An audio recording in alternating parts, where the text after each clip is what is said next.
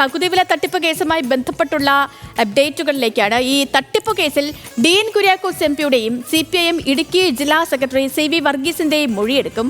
ഇരുവരുടെയും ക്രൈംബ്രാഞ്ച് ഉടൻ തന്നെ വിളിച്ചു വരുത്തും എന്നാണ് അറിയാൻ കഴിഞ്ഞത്. ഇനി തിരഞ്ഞെടുപ്പ് ഫണ്ടിലേക്ക് ഇരുവരും ലക്ഷങ്ങൾ വാങ്ങിയെന്നായിരുന്നു മൊഴി വന്നതും. കൊച്ചിയിൽ നിന്ന് കൂടുതൽ വിവരങ്ങളുമായി ആസിഫ് മുഹമ്മദ് ചേരുന്നു നമുക്കൊപ്പം തത്സമയം. ആസിഫ്, അങ്ങനെ ഈ പകുതിവില തട്ടിപ്പ് കേസിൽ ക്രൈംബ്രാഞ്ച് കൂടുതൽ പേരിലേക്ക് എത്തുന്നു, കൂടുതൽ പേരിൽ നിന്ന് മൊഴിയെടുക്കുന്നു. കഴിഞ്ഞ ദിവസം ലാലി വിൻസെന്റിന്റെ അടക്കം മൊഴി രേഖപ്പെടുത്തിയിരുന്നു. ക്രൈംബ്രാഞ്ച് നീക്കങ്ങൾ എങ്ങനെയൊക്കെയാണ്? സേതുലക്ഷ്മി, തീർച്ചയായും അത് കൂടുതൽ ആളുകളിലേക്ക് മൊഴിയെടുക്കുന്നതടക്കമുള്ള കാര്യങ്ങളുമായി ക്രൈംബ്രാഞ്ച് മുന്നോട്ട് പോവുകയാണ്. കാരണം അന്വേഷണം അതിന്റെ ഏറ്റവും പ്രധാനപ്പെട്ട ഘട്ടങ്ങളിലേക്ക് കടന്നിട്ടുണ്ട് എന്നുള്ളതാണ് ഏറ്റവും ഈ ഒരു കേസുമായി ബന്ധപ്പെട്ട് നമുക്ക് പറയാൻ കഴിയുക. കാരണം കോടിക്കണക്കിന് രൂപ തട്ടിയെടുത്ത കേസാണ് ഇത്. അനന്തകൃഷ്ണൻ ഇതുമായി ബന്ധപ്പെട്ട പല ആളുകൾക്കും താൻ തെരഞ്ഞെടുപ്പ് ഫണ്ടടക്കം നൽകി, അത് ലക്ഷക്കണക്കിന് രൂപ നൽകി എന്നുള്ള കാര്യമടക്കം ചോദ്യം ചെയ്യലിൽ പറഞ്ഞിരുന്നു.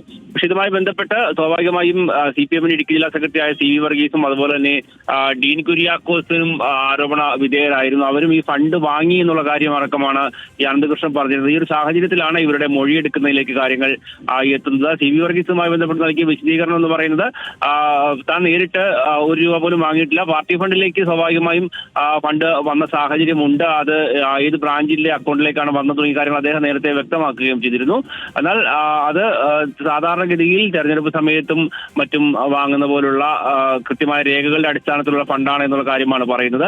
സ്വാഭാവികമായും അങ്ങനെ ഒരു മൊഴിയുള്ളത് കൊണ്ട് ഇവരുടെ വിശദമായ മൊഴി രേഖപ്പെടുത്തുന്ന സാഹചര്യമുണ്ട്. അതോടൊപ്പമാണ് കോൺഗ്രസ് നേതാവ് ലാലി വിൻസെന്റിനെ ഈ കേസുമായി ബന്ധപ്പെട്ട് നിലവിൽ 3 തവണയാണ് ക്രൈംബ്രാഞ്ച് വിളിച്ചു വരുത്തിയിട്ടുള്ളത്. കണ്ണൂരിൽ രജിസ്റ്റർ ചെയ്ത കേസിലാണ് ഇതുമായി ബന്ധപ്പെട്ട് ലാലി വിൻസെന്റിനെ വിളിച്ചു വരുത്തുന്ന സാഹചര്യം ഉണ്ടാവുകയും ചെയ്തത്. എന്തായാലും ഈ കേസുമായി ബന്ധപ്പെട്ട് കൂടുതൽ അന്വേഷണം പുരോഗമിച്ചുകൊണ്ടിരിക്കുകയാണ്. ആ ഘട്ടത്തിലാണ് ഇപ്പോൾ മൊഴിയെടുപ്പ് അടക്കമുള്ള കാര്യങ്ങളിലേക്ക് കടക്കുകയും ചെയ്യുന്നത്.